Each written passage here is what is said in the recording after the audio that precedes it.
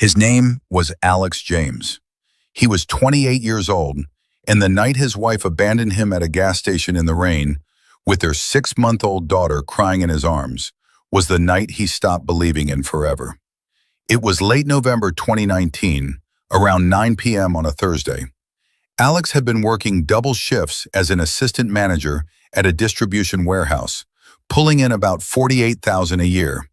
Not much for a family of 3 in Seattle, but he'd been making it work.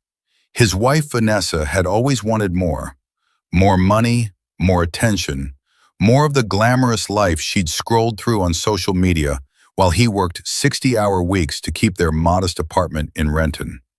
The gas station was a BP off Highway 167, one of those bright fluorescent islands in the darkness where Alex had stopped to fill up their aging Honda Accord.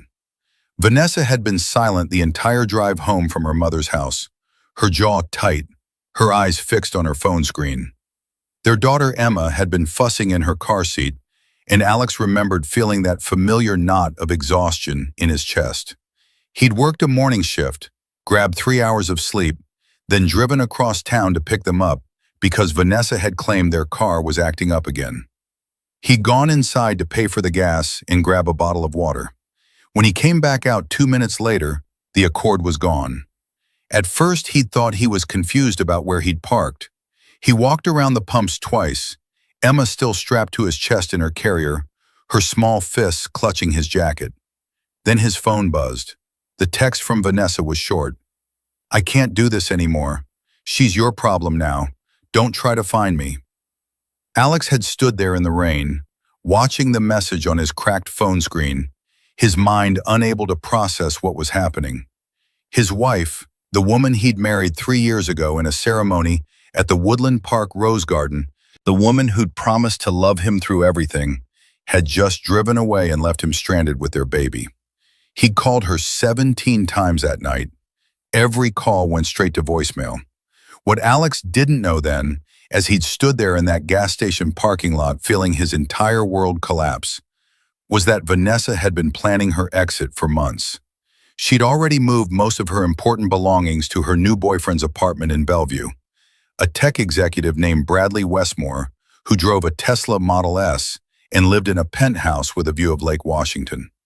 Bradley was 42, divorced, and had made it clear he wasn't interested in playing stepfather to another man's child. So Vanessa had made her choice. Alex had eventually called his older sister, June, who'd driven out to get him at midnight. She'd helped him file a missing persons report that went nowhere because Vanessa wasn't actually missing. She just left. The police officer who'd taken the report had looked at Alex with something close to pity and told him to get a lawyer. If you enjoy stories of shocking betrayals and the sweet revenge that follows, like this video and subscribe to the channel now. There are brand new stories here every day, each one more intense than the last one. And tell me where you are watching from. The first 6 months after that night were the darkest of Alex's life. He'd been completely unprepared to be a single father. His sister helped when she could, but she had 2 kids of her own and worked full-time as a dental hygienist. Alex had to cut his hours at the warehouse, which meant his already tight budget became impossible. He'd burned through his meager savings of $3,200 in the first 2 months, just trying to keep up with rent and childcare. He'd tried to track Vanessa down, if only to get child support, but she'd disappeared completely. Her phone number was disconnected. Her mother claimed she didn't know where Vanessa had gone, though Alex suspected that was a lie. Her social media accounts went dark. It was as if she'd simply erased herself from their lives. The divorce papers had arrived 4 months later, delivered to his apartment by a process server. Vanessa was filing on grounds of irreconcilable differences and was making no claim for custody or visitation. She also wasn't offering any child support. The papers had been filed to a law firm in Portland, Oregon, which told Alex she'd probably left the state entirely. He'd signed them. What choice did he have? By month 7, Alex had been served an eviction notice. He couldn't keep up with the rent, couldn't work enough hours to cover childcare and living expenses, and he'd made the painful decision to move back into his mother's basement in Tacoma. It felt like failure. At 29 years old, he was divorced, broke, living with his mom, and solely responsible for a baby daughter who deserved so much better than what he could provide. But here's what nobody tells you about rock bottom. Sometimes it's exactly where you need to be to start building something real. Alex's mother, Linda, was a retired high school math teacher who'd raised Alex and his sister alone after their father died when Alex was 12. She was tough, practical, and fiercely protective of her grandchildren.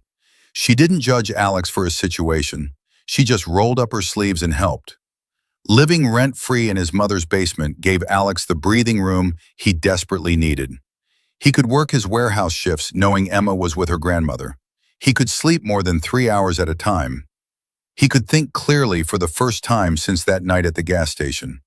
And slowly, carefully, he began to plan his future. Alex had always been good with logistics. It's why he'd risen to assistant manager at the warehouse, despite being younger than most of his colleagues. He understood systems, workflows, how to make complicated operations run smoothly. Now he applied that same strategic thinking to his own life. First, he started taking online courses in supply chain management. He'd wake up at 5 a.m., study for 2 hours before Emma woke up, work his shift, then study for another hour after putting her to bed. It was exhausting, but it was also purpose. He finished a certification program in 6 months that was designed to take a year. Second, he documented everything. Every text from Vanessa, the few he'd received before she disappeared, every attempt to contact her, every expense for Emma, every milestone his daughter reached without her mother. He kept it all in a cloud folder, meticulously organized. He didn't know if he'd ever need it, but something told him to keep records. Third, and most importantly, he poured everything he had into being the father Emma deserved. He learned to do her hair in the perfect pigtails by watching YouTube videos at midnight. He became an expert at reading picture books with different voices for every character. He took her to the park every Sunday, even when he was bone-tired from work. He showed up to every pediatrician appointment with a list of questions written in a notebook. He made sure she knew, every single day, that she was loved completely and unconditionally. Emma thrived. She was a happy, curious toddler who called Alex's mother Nana and had no memory of the woman who'd abandoned her.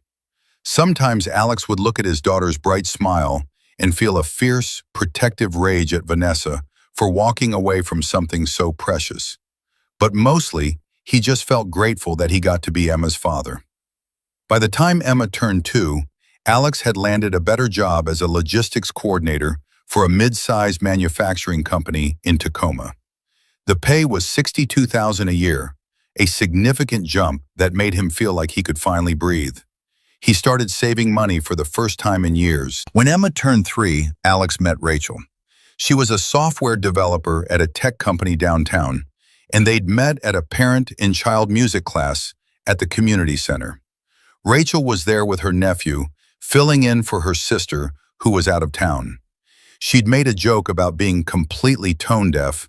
Emma had giggled, and Alex had found himself smiling for the first time in months. They'd started talking after class. Coffee turned into dinner. Dinner turned into regular weekend plans. Rachel met Emma early on. Alex had made it clear that he and his daughter were a package deal, and she'd handled it with an ease that amazed him. She didn't try to replace Emma's mother or rush into anything. She just showed up consistently, kindly, and let the relationship develop naturally. What Alex appreciated most about Rachel was her pragmatism.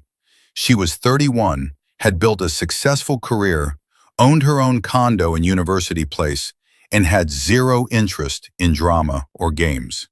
She'd been clear from the start about what she wanted: a partner who was honest, a relationship built on mutual respect, and eventually a family of her own. They dated for 18 months before Alex proposed. It was nothing fancy, just the two of them and Emma at Point Defiance Park, watching the sunset over the Puget Sound. Rachel had said yes before he'd even finished asking. They'd married in a small ceremony 6 months later, in August 2023. Emma, now 4 years old, had been their flower girl, scattering rose petals with serious concentration while guests had laughed and taken pictures. Alex's life had transformed so completely that sometimes he could barely recognize the broken man who'd stood in that gas station parking lot. He had a wife who loved him and treated Emma like her own daughter. He had a good job with room to grow. He'd recently been promoted to senior logistics manager with a salary of $78,000. He and Rachel had bought a modest house in Spanaway, nothing extravagant, but it was theirs. Emma was enrolled in a good preschool and was already reading simple books. He'd built a real life from the ashes of his worst moment. And then, in October 2024, Vanessa came back. The private investigator had found Alex through his mother's address. Apparently, Vanessa had hired someone to track him down. The PI had shown up at Alex's workplace on a Wednesday afternoon, handed him a business card, and told him that Vanessa James wanted to arrange a meeting. Alex had stood there in his office, holding that card, feeling a cold rush of adrenaline he hadn't experienced in years. "Why?" he'd asked. The investigator had shrugged. "Not my business to know. She just asked me to make contact and see if you'd be willing to meet." Alex had gone home that night and told Rachel everything. They'd sat at their kitchen table while Emma played with blocks in the living room, and he'd shown her the business card with a phone number scrawled on the back. "What do you want to do?" Rachel had asked. "I don't know," Alex had admitted. "Part of me wants to tell her to go to hell. She doesn't get to just waltz back into our lives after 5 years. But another part of you wants to know why she left," Rachel had said quietly. Alex had nodded. That was exactly it. For 5 years, he'd carried the weight of not understanding. Why had Vanessa abandoned them? What had he done wrong? Had she ever loved Emma at all? The questions had haunted him during sleepless nights, even as he'd built his new life. "You should meet with her," Rachel had said. "Not for her sake, for yours. You deserve answers." So Alex had called the number on the card. Vanessa's voice had been exactly as he remembered it, smooth, confident, with that slight uptick at the end of her sentences that made everything sound like a question. They'd arranged to meet at a coffee shop in Federal Way, neutral territory, on a Saturday afternoon when Rachel could watch Emma. Alex had arrived 15 minutes early and ordered a black coffee he didn't drink.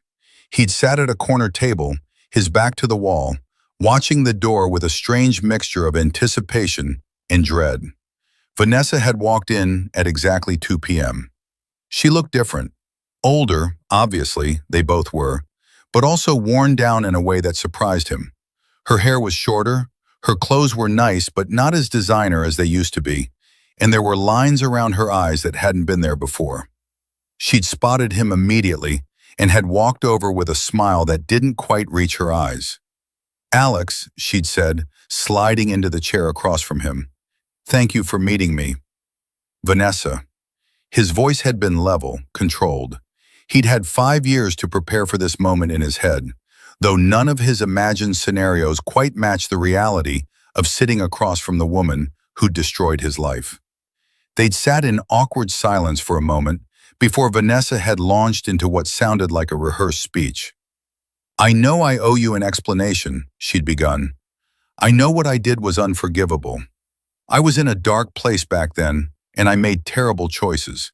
I was young and stupid, and I thought I wanted something different than what we had. I thought Bradley could give me the life I deserved, and I was wrong." "Where have you been for 5 years?" Alex had asked, cutting through her prepared remarks.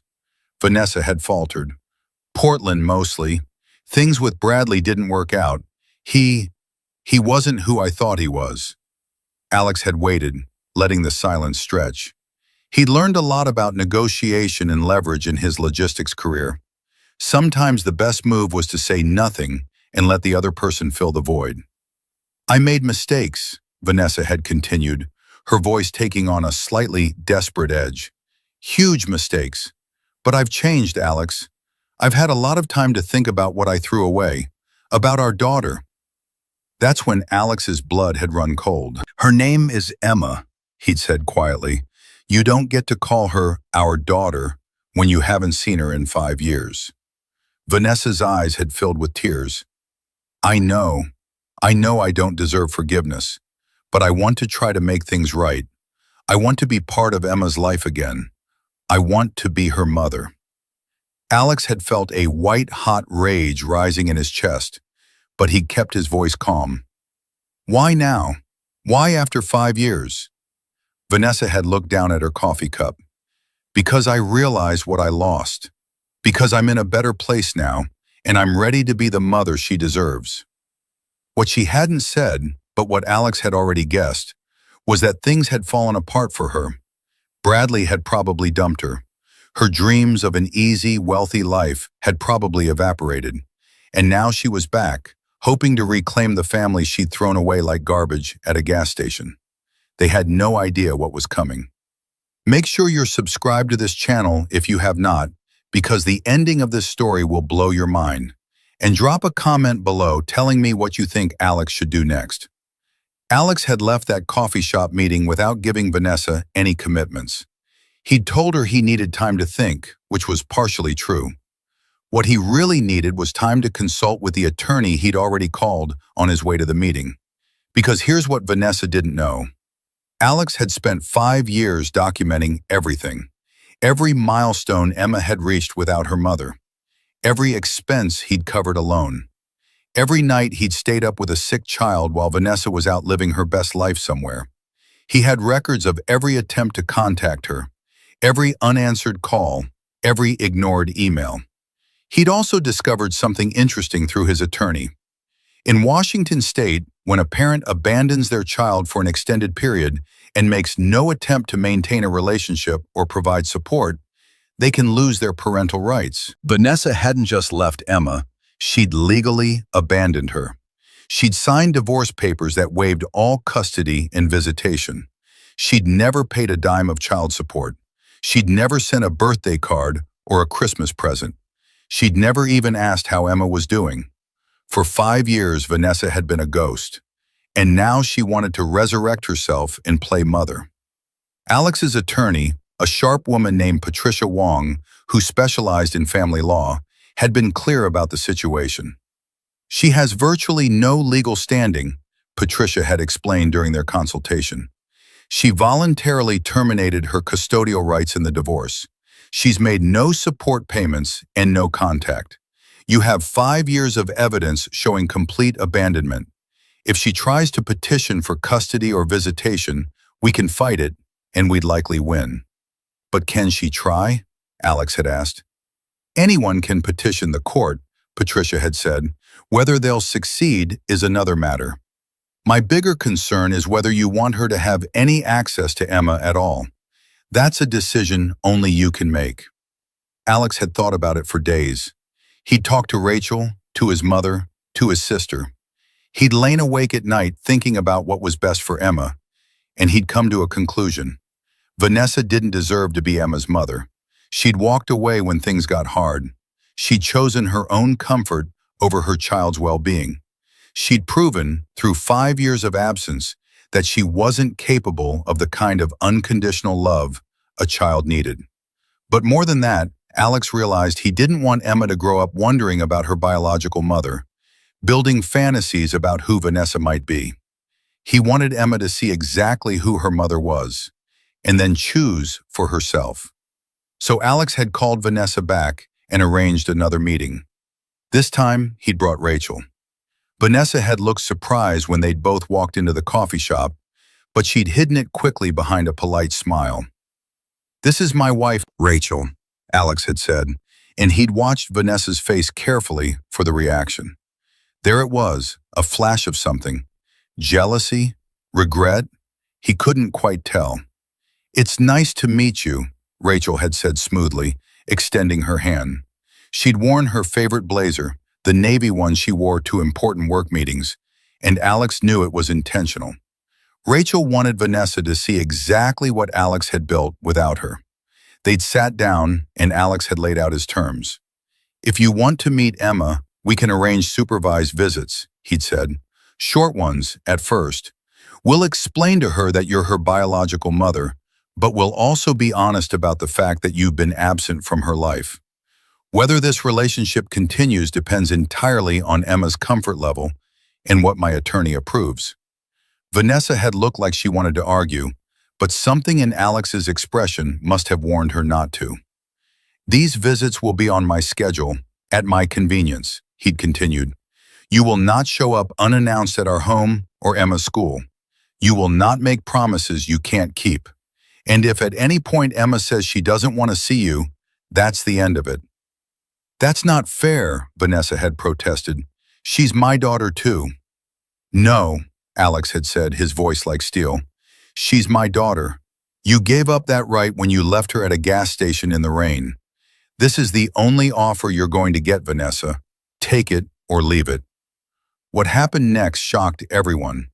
Vanessa had taken the deal, though Alex could see the resentment simmering behind her eyes. They'd scheduled the first visit for a Saturday morning at a park near Alex's house. Public, controlled, with Alex and Rachel both present. Alex had spent the night before trying to figure out how to explain the situation to Emma. How did you tell a 5-year-old that her mother, who she'd never known existed beyond vague explanations about some mommies not being able to stay, was suddenly coming back? He and Rachel had sat Emma down on Friday evening, in the living room of their modest house. Emma had been playing with her favorite stuffed rabbit, a worn pink thing she'd named Mr. Hopscotch. Sweetheart, Alex had begun carefully, we need to talk to you about something important. Emma had looked up at him with those wide, trusting eyes that made his heart ache. She had his dark hair and his serious expression, but her smile was all her own, bright and uninhibited in a way Alex had never been. Am I in trouble? She'd asked, and Rachel had laughed softly. No, baby, you're not in trouble, but tomorrow we're going to meet someone special. Someone who was part of your life a long time ago. They'd explained it as gently as they could, that before Rachel, before their house in Spanaway, Alex had been married to someone else, that Emma had been born from that marriage, that her biological mother had made some very hard choices when Emma was a baby, choices that meant she hadn't been able to be Emma's mommy, but now she wanted to meet Emma. Emma had processed this with the remarkable pragmatism of children. So I have 2 mommies?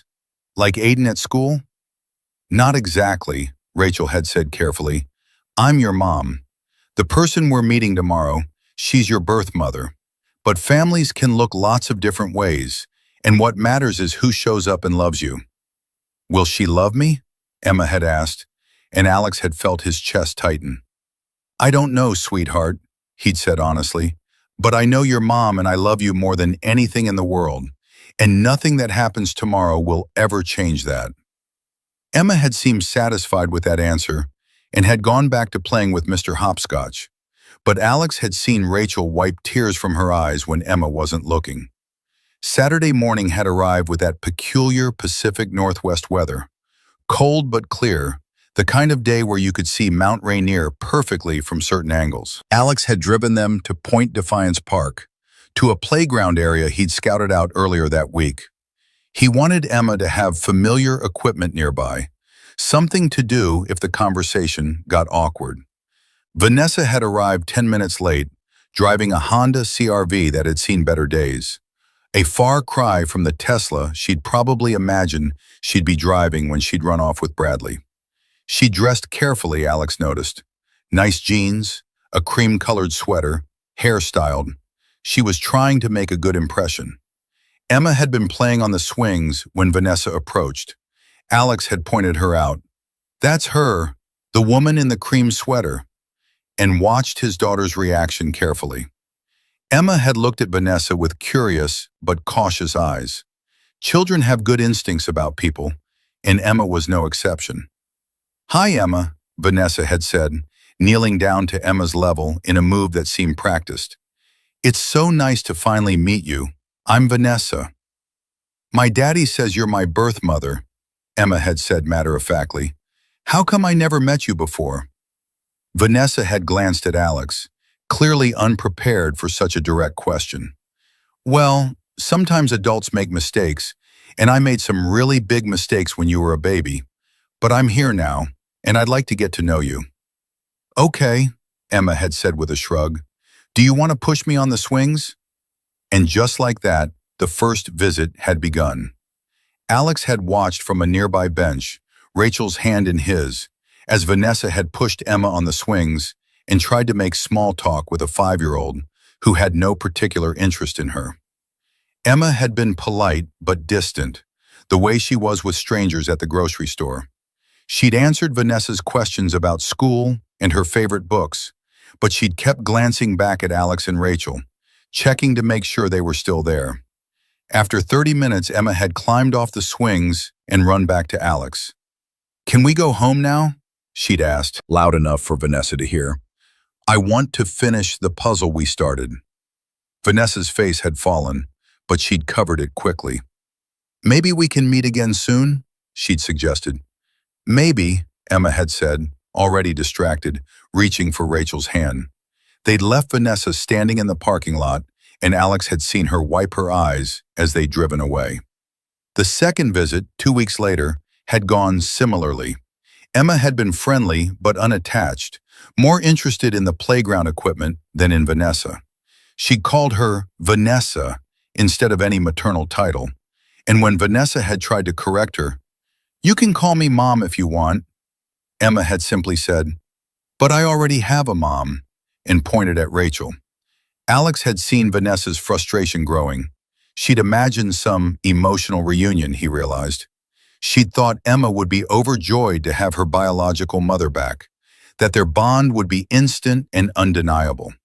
She hadn't considered that Emma was a whole person who'd been loved and cared for by other people for 5 years, people who'd actually shown up. By the third visit, Vanessa's patience had worn thin. They'd met at a different park this time, in Federal Way, halfway between Alex's house and wherever Vanessa was living now.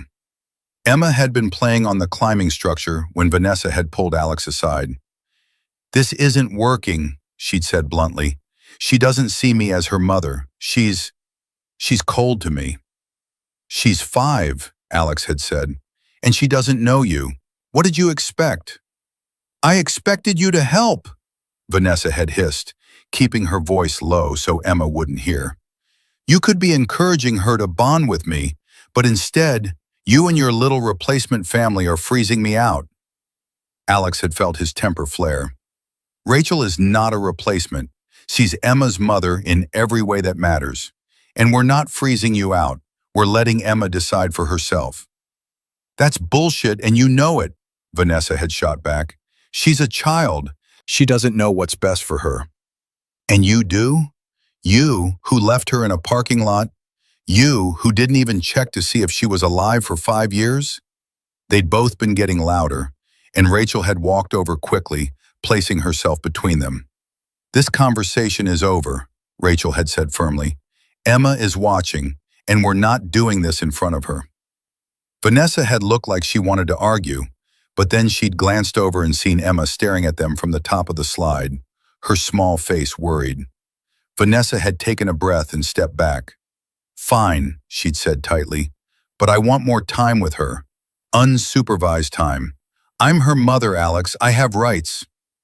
"Actually," Alex had said, pulling out his phone, "you don't." He'd pulled up the scanned copy of the divorce decree his attorney had sent him. The relevant section had been highlighted.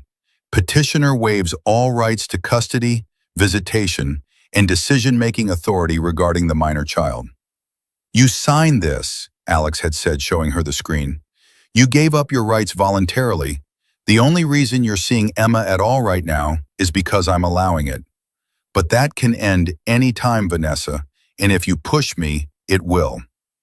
Vanessa had stared at the document on his phone, her face going pale. "You can't do this. I'll get a lawyer. I'll fight you." "Go ahead," Alex had said calmly. "My attorney would love to present a judge with 5 years of evidence showing complete abandonment. We have documented proof of every expense I've paid, every milestone you missed, every holiday that passed without a single card or phone call. You think a court is going to give you custody after that?" The look on Vanessa's face had been worth every sleepless night Alex had spent documenting everything. If you're enjoying this story, hit that like button and let me know in the comments what you would have done in Alex's situation. But Vanessa wasn't done. Alex had underestimated her desperation, or maybe her delusion that she deserved a second chance without consequences. 2 weeks after that confrontation, Alex had received a letter from an attorney in Seattle. Vanessa was petitioning the court for a modification of custody arrangements, claiming she'd been coerced into signing away her rights while in a vulnerable mental state. She was requesting joint custody and arguing that it was in Emma's best interest to have a relationship with her biological mother. Alex had immediately forwarded the letter to Patricia Wong, his attorney, who'd called him within an hour. "This is exactly what we expected," Patricia had said, her voice steady and professional. "She has no case, but that doesn't mean she won't try. We'll need to respond formally, and I'll need you to gather all those documents we discussed, every single piece of evidence showing the abandonment." "I have it all," Alex had said.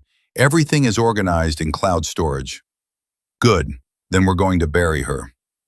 The next 3 months had been a blur of legal proceedings. Vanessa had gotten herself a lawyer. Not a good one, Alex's attorney had noted. Probably someone working on a contingency fee who thought they could win a sympathetic hearing. And they'd filed motion after motion. They'd claimed Vanessa had suffered from undiagnosed postpartum depression when she'd left. They'd argued that Bradley had been emotionally abusive and had coerced her into abandoning Emma. They'd suggested that Alex had hidden Emma from Vanessa and prevented contact. Each claim had been demolished by evidence. Patricia had submitted the text message Vanessa had sent the night she'd left. "She's your problem now." No mention of mental health, just cruelty. They'd submitted phone records showing 0 attempts by Vanessa to contact Alex in 5 years. Not one call, not one text, until she'd hired that PI. They'd submitted financial records showing Vanessa had never paid a dime of child support, never contributed to Emma's care in any way. They'd submitted affidavits from Alex's mother, his sister, Emma's pediatrician, and Emma's preschool teacher, all testifying to Alex's excellent care of his daughter and Vanessa's complete absence. And then came the depositions. Alex had to sit across a table from Vanessa and her attorney and answer questions about the breakdown of his marriage, about that night at the gas station, about his finances in his current marriage, and his parenting. It had been excruciating, but he'd stayed calm and factual, just like Patricia had coached him. Vanessa's deposition had been a disaster for her case. Under oath, she'd been forced to admit she'd been having an affair with Bradley before she'd left Alex. She'd admitted that Bradley had told her he didn't want children around. She'd admitted she'd chosen to leave rather than end the relationship with Bradley. She'd admitted she'd made no attempt to contact Emma for 5 years, even after things with Bradley had ended. "And why did your relationship with Mr. Westmore end?" Patricia had asked during the deposition. Vanessa had shifted uncomfortably. He met someone else, someone younger. "So he left you, the same way you left your husband and infant daughter?" "Objection," Vanessa's attorney had interjected weakly. "Relevance? I'm establishing a pattern of Ms. James's decision-making when relationships become inconvenient," Patricia had said smoothly. The deposition had gone on for hours, and by the end, Vanessa had been in tears, her story full of holes and contradictions. But the most damning moment had come when Patricia had asked a simple question. "Ms. James, in the 5 years since you left Emma, how much money have you saved for her future? College fund? Anything like that?" Vanessa had hesitated. I was going through a difficult financial time." "That's not an answer. How much money have you saved or set aside for your daughter?" "None," Vanessa had finally admitted. "But I was planning to." No further questions. The court hearing had been scheduled for late February 2025. Alex had taken the day off work, worn his best suit, and sat in a King County courtroom while a judge reviewed the mountains of evidence Patricia had assembled. Vanessa had shown up with her attorney, wearing a conservative dress in minimal makeup, trying to look like a reformed woman who'd made mistakes but deserved forgiveness. The judge, a woman in her 60s named Marianne Foster, had read through everything with an expression that gave nothing away. Then she'd looked up at Vanessa. "Max James, I've reviewed your petition and all the evidence submitted by both parties. I'm going to be very direct with you. This is one of the clearest cases of voluntary abandonment I've seen in 20 years on the bench." Vanessa had started to speak, but Judge Foster had held up a hand. "You left your infant daughter at a gas station with her father and drove away. You sent a text message saying she was his problem. You made 0 attempts to contact your child for 5 years. You paid 0 child support. You didn't attend a single doctor's appointment, birthday party, or parent-teacher conference. You signed divorce papers that explicitly waived all your parental rights. And now you want to claim that you were coerced or mentally ill?" "Your Honor, I've changed," Vanessa had said, her voice breaking. "I made terrible mistakes, but I want to be part of my daughter's life now." "What you want is irrelevant," Judge Foster had said sharply. "What matters is what's best for the child. And based on everything I've seen, you have demonstrated no capacity for consistent, selfless parenting. Mr. James has provided excellent care for his daughter. She's thriving in a stable home with 2 parents who have shown up for her every single day. I see no compelling reason to disrupt that." Judge Foster had looked down at her papers and made a note. "The petition for modification of custody is denied. Furthermore, I'm granting Mr. James's counter-petition to terminate your parental rights entirely. You will have no legal claim to this child." Vanessa had made a sound like she'd been punched. "Your Honor, please," her attorney had begun. "My decision is final," Judge Foster had said. "Miss James, you made your choice 5 years ago when you abandoned your daughter. You don't get to unmake it now because things didn't work out the way you'd hoped. This hearing is adjourned." Alex had sat there in stunned silence as the judge had left the courtroom. It was over. Vanessa had no claim to Emma. His daughter was safe. He'd looked over at Vanessa, who'd been sitting at the other table with tears streaming down her face. For a moment, just a moment, he'd felt a flash of pity. She'd destroyed her own life with her choices, and now she had to live with the consequences. But then he'd thought about that night at the gas station, about the hundreds of nights he'd stayed up alone with a crying baby, about the birthday parties and first words and scraped knees that Vanessa had chosen to miss. And the pity had evaporated. She'd made her bed. Now she could lie in it. After the hearing, Alex had taken Rachel out to dinner at a nice restaurant in Tacoma, Anthony's, overlooking the water. They'd gotten a table by the window and ordered the good wine, the kind Alex normally would have said was too expensive. But that night, nothing felt too expensive. "It's really over," Rachel had said, raising her glass. "She can't hurt Emma anymore." "She can't," Alex had agreed, clinking his glass against hers. "Emma's ours. Legally, finally, completely ours." They'd sat there watching the lights reflect off the Puget Sound, and Alex had felt something he hadn't felt in years. Peace. But the story wasn't quite finished yet. 3 months later, in May 2025, Alex's phone had buzzed with an unknown number. He'd almost ignored it, probably spam, but something had made him answer. "Hello? Alex James?" An unfamiliar woman's voice. "Speaking. My name is Jennifer Hartwell. I'm a social worker with the State of Oregon Department of Human Services. I'm calling about Vanessa James." Alex's stomach had dropped. "What about her?" "Ms. James listed you as an emergency contact on some paperwork, though I understand you're no longer married. I'm calling to inform you that she's been hospitalized following a suicide attempt. She's stable now, but she's asking if she can speak with you." Alex had felt like he'd been hit by a truck. A suicide attempt? Yes, she was found by a neighbor and brought to Portland General Hospital. She's receiving mental health treatment now, but she specifically requested that someone contact you. Alex had closed his eyes.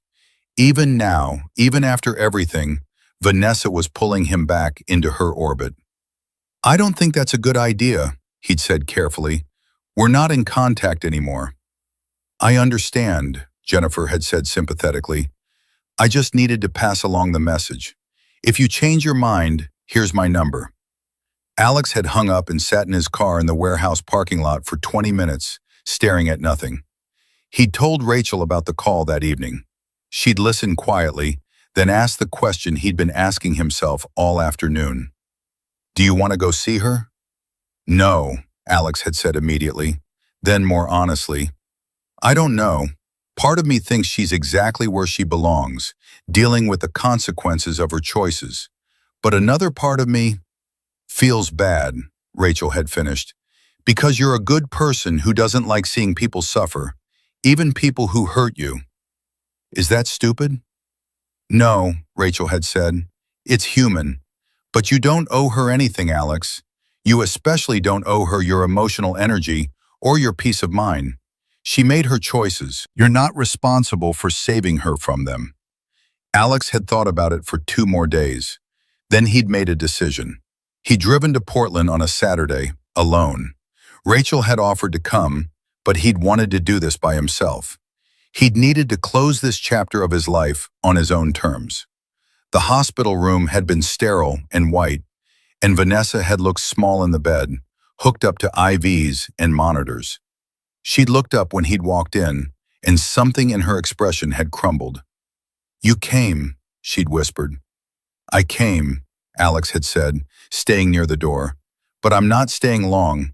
I just wanted to make sure you were okay." "I'm not okay," Vanessa had said, tears starting to fall. "I've ruined everything, Alex. Everything. I lost you. I lost Emma. I lost every good thing I ever had. And I can't get any of it back." "No," Alex had agreed quietly. "You can't." "I'm so sorry," she'd sobbed. "I'm so sorry for what I did. For leaving you both. For being such a terrible person. I don't know how to live with it." Alex had stood there, watching this woman who'd once been his whole world fall apart, and he'd felt nothing. Not anger, not satisfaction, not even pity anymore. Just a kind of distant sadness for all the wasted years and broken promises. "Vanessa," he'd said gently, "you can't go back and unmake your choices. None of us can. But you can decide who you want to be from this point forward. You can get help. You can work on yourself. You can try to become someone you're proud of. Not for me, not for Emma, for yourself." "How?" Vanessa had asked, her voice broken. "How do I do that?" "That's something you have to figure out on your own," Alex had said. "But I can tell you this. Staying focused on what you lost isn't going to help you. The only way forward is to actually move forward." They'd talked for another 20 minutes. Alex had told her about Emma, carefully without details, but enough to let Vanessa know that her daughter was happy and loved and thriving. He'd told her that he hoped she'd get better, that he didn't wish her harm, but that she couldn't be part of their lives. "I understand," Vanessa had said quietly. "Thank you for coming. You didn't have to." "No," Alex had agreed. "I didn't." He'd left the hospital feeling lighter somehow. He'd said what he'd needed to say, seen what he'd needed to see.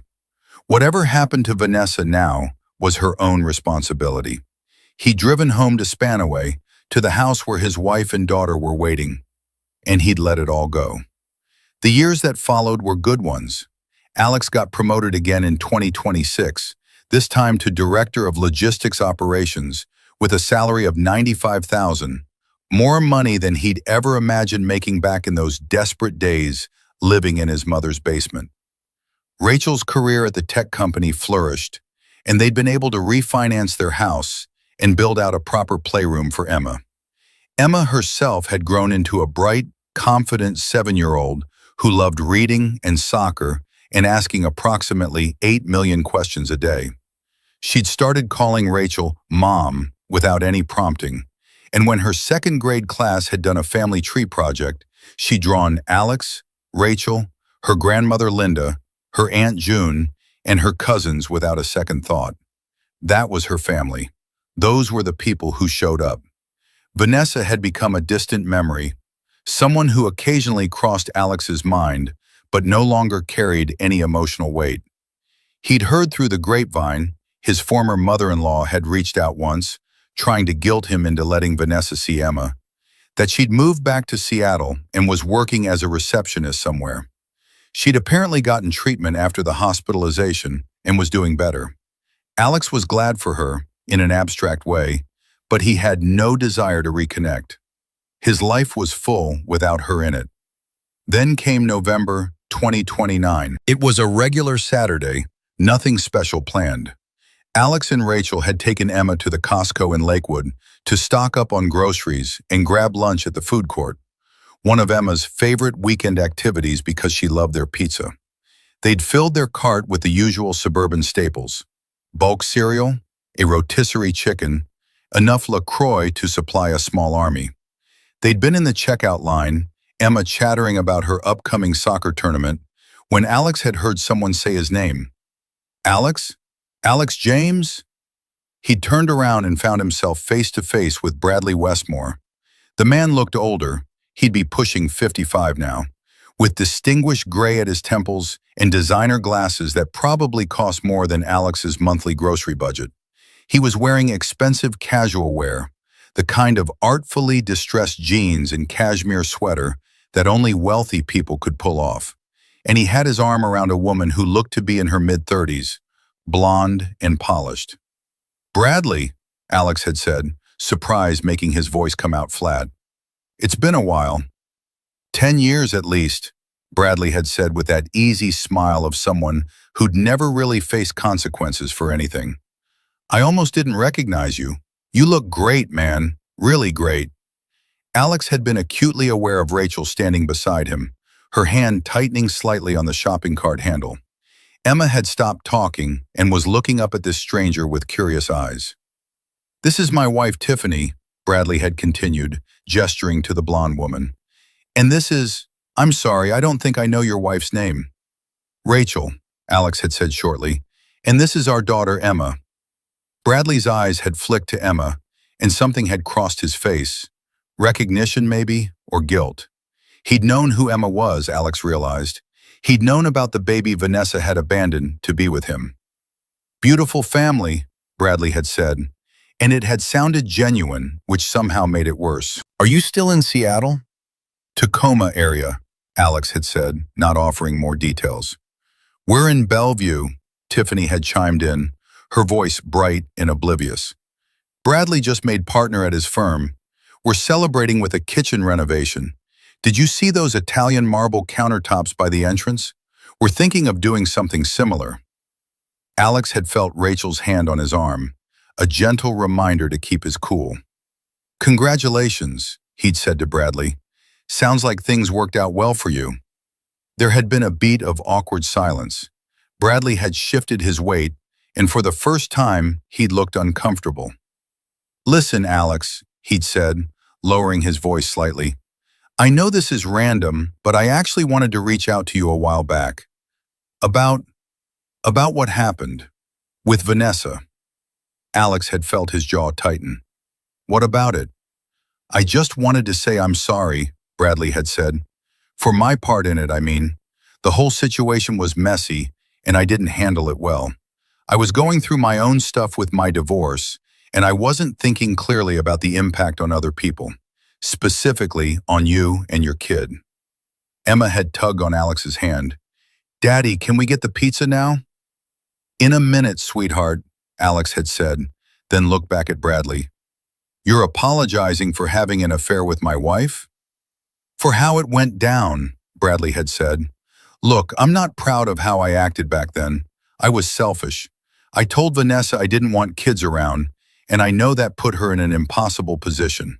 If I'd handled it differently, maybe she wouldn't have made the choices she made." Alex had wanted to laugh.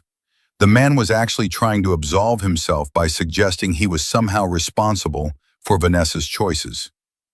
"Bradley," Alex had said slowly, "Vanessa left our 6-month-old daughter at a gas station in the rain. She texted me that Emma was my problem now and drove away. She didn't make those choices because of anything you did. She made them because that's who she was. She chose her own comfort over her child's welfare. That's on her, not you. Bradley had looked genuinely taken aback. I didn't know it happened like that. She told me it was more of a mutual decision, that you'd agreed she needed space. She lied to you, Alex had said flatly, which shouldn't surprise either of us, given how your relationship started. Tiffany had been looking increasingly uncomfortable, clearly regretting being present for this conversation. She'd touched Bradley's arm. Honey, maybe we should... How is Vanessa? Alex had asked, surprising himself. Do you know? Bradley had shaken his head. We haven't spoken in years. Last I heard she was back in Seattle somewhere, but that's all I know. After we broke up, she went off the radar for a while. She tried to get custody of Emma, Alex had said. Few years back, lost in court, judge terminated her parental rights entirely. Bradley had winced. Jesus, I'm sorry to hear that. Don't be, Alex had said. It was the best thing for Emma. She's got two parents who love her and show up for her every single day. She doesn't need someone who's going to drift in and out whenever it's convenient. There had been another awkward pause. Then Bradley had extended his hand. For what it's worth, Alex, I'm glad things worked out for you. You seem like you built a good life. Alex had shaken his hand briefly. I have. No thanks to you or Vanessa. They'd parted ways, and Alex had stood there for a moment, processing the encounter, before Emma had tugged his hand again. Daddy, pizza? Yeah, kiddo, let's get pizza. They'd gotten their food and sat at one of those high tables in the Costco food court, Emma working her way through a slice almost as big as her face. Rachel had waited until Emma was distracted before leaning over. You okay? She'd asked quietly. Yeah, Alex had said, and he'd been surprised to find it was true. Running into him was weird, but it doesn't really matter anymore. That whole part of my life feels like it happened to someone else. It did, in a way, Rachel had said. You're not the same person you were then. She'd been right. The Alex who'd stood in that gas station parking lot 10 years ago, broken and terrified and alone, was gone. He'd been replaced by someone stronger, someone who'd fought for his daughter and won, someone who'd built a real life from nothing. But the universe apparently wasn't done throwing curveballs his way. 2 weeks after the Costco encounter, Alex had been at work when he'd gotten a call from an unknown number. Normally, he'd let it go to voicemail, but something had made him answer. Mr. James, this is Detective Sarah Park with the Seattle Police Department. I'm calling about Vanessa James. I understand she's your ex-wife? Alex's heart had started pounding. What happened? Is she okay? She's fine, Detective Park had said quickly, but she's been the victim of a crime, and your name came up during our investigation. Would you be able to come down to the station to answer some questions? Alex had driven to Seattle that afternoon, his mind racing with possibilities. What kind of crime? Why did they need to talk to him? He'd had zero contact with Vanessa in years. The police station had been exactly like what he'd expected. Fluorescent lights, beige walls, the smell of bad coffee. Detective Park had been a woman in her 40s, with kind eyes and a no-nonsense demeanor. She'd led him to an interview room and offered him coffee, which he'd declined.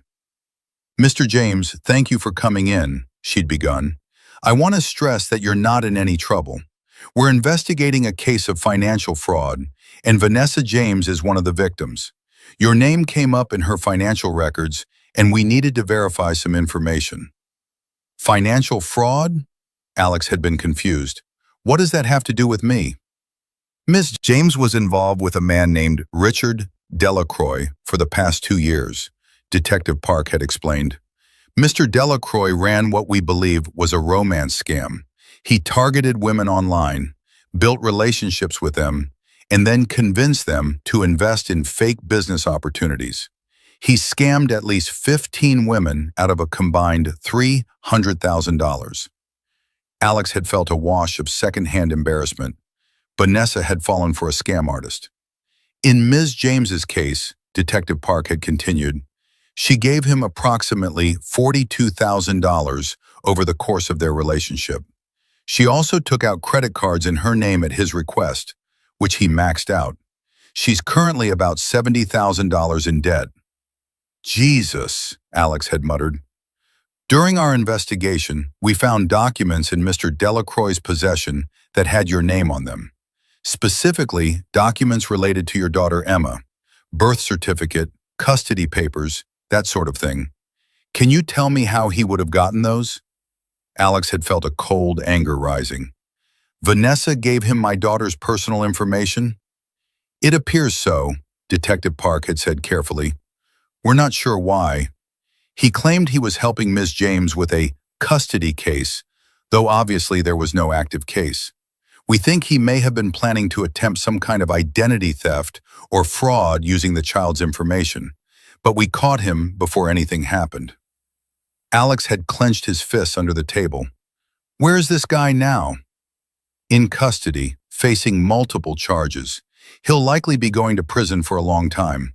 But I need to ask you, Mr. James, when was the last time you had contact with Vanessa James? Alex had told her everything. The gas station abandonment, the court case, the termination of parental rights, the brief hospital visit, and then nothing for years.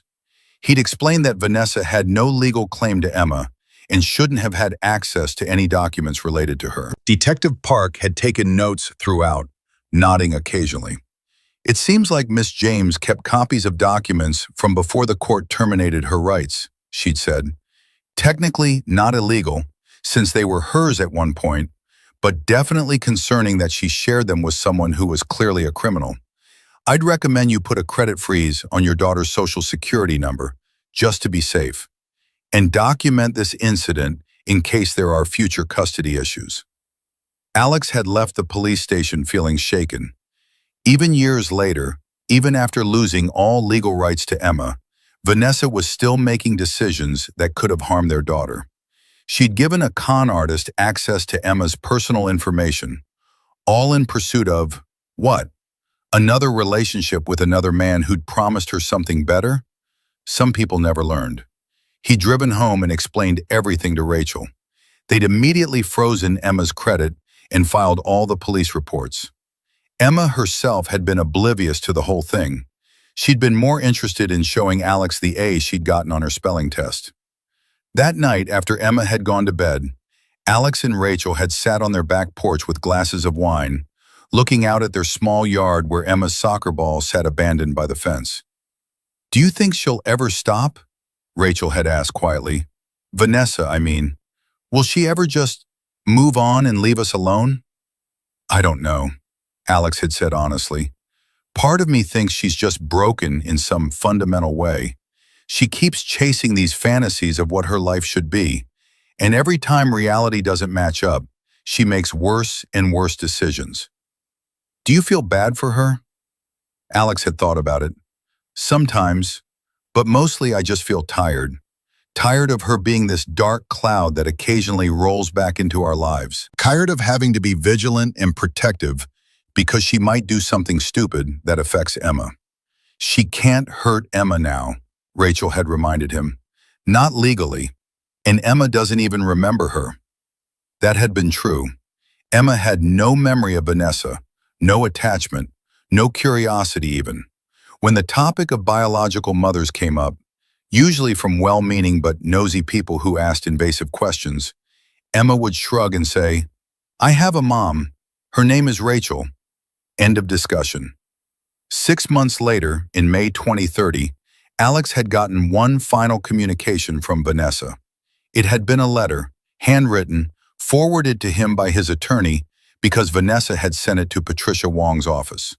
Patricia had called him first to ask if he wanted to read it or just shred it. What does it say? Alex had asked. It's an apology letter, Patricia had said. Pretty long, lots of regrets and acknowledgments of her mistakes.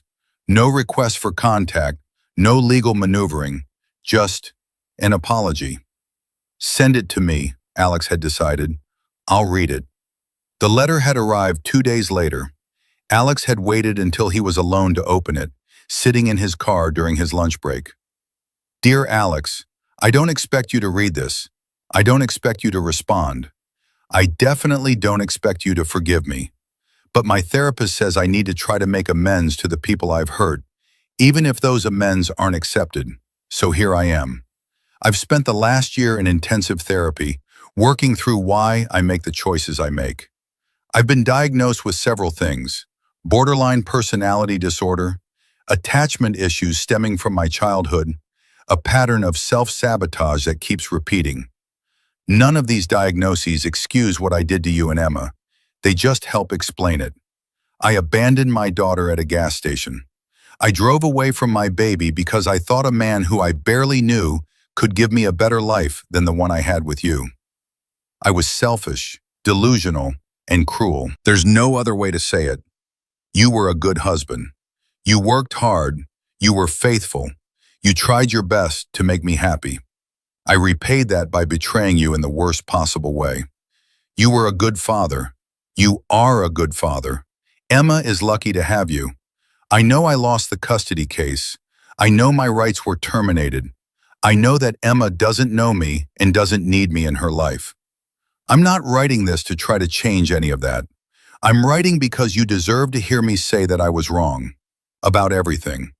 You told me once, at the hospital, that I needed to become someone I could be proud of. You were right. I'm trying.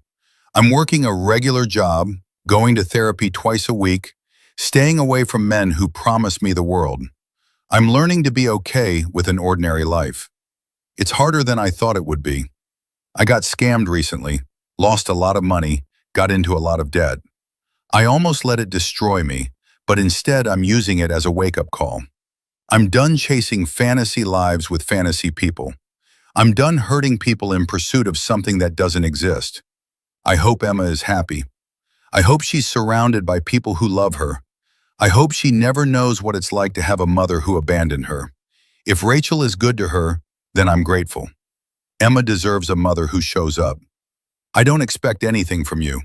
I just wanted you to know that I see clearly now what I couldn't see then. I had everything, and I threw it away. That's on me, no one else. I'm sorry, Alex, for everything. Vanessa.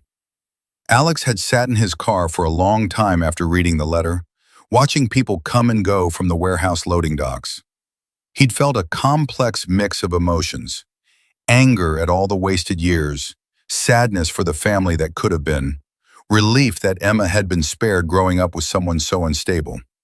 But mostly, he'd felt closure. Vanessa had finally admitted what he'd needed to hear: that none of it had been his fault, that he'd been enough, that he'd done his best, that her choices had been hers alone. He'd folded the letter carefully and put it in his glove compartment. He hadn't responded, and he never would. But knowing that Vanessa finally understood what she'd done, what she'd lost, that was enough. That weekend, Alex and Rachel had taken Emma to Point Defiance Park, the same place where Alex had proposed to Rachel all those years ago. Emma had run ahead on the trail, her ponytail bouncing, shouting back to them about a squirrel she'd spotted. Rachel had slipped her hand into Alex's. "You've been quiet the last few days. Everything okay?" "Yeah," Alex had said, and he'd meant it. "Everything's okay. Better than okay, actually." The letter from Vanessa? It helped, Alex had admitted. Not in the way you might think, but it closed a door I didn't realize was still slightly open.